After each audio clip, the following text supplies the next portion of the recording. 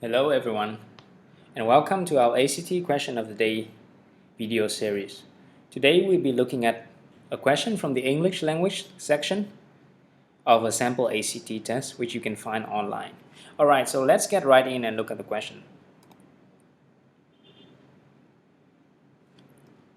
So, you can find the link to the full passage in our description below.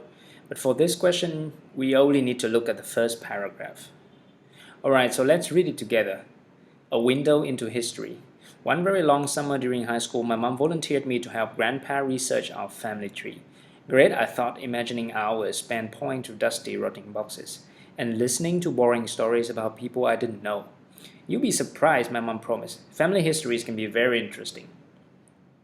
And then the question asks you to choose which choice best conveys the author's initial expectations and effectively leads into her mother's comments.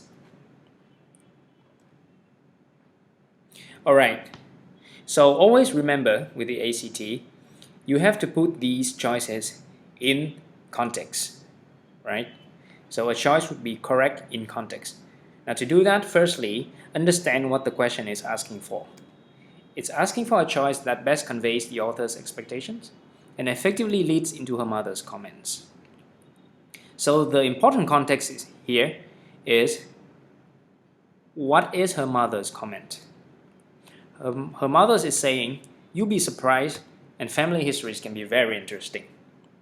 So based on that, you can already deduce that the author's initial expectation, right, is the opposite of her mother's comments, because she's saying you'll be surprised.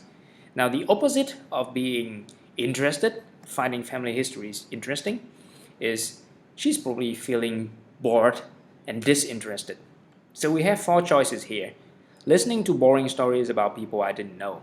That's a very good choice because it is conveying an expectation of being bored and disinterested. Choice B is unclear.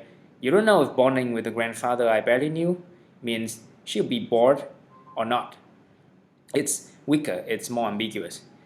Choice C is too positive.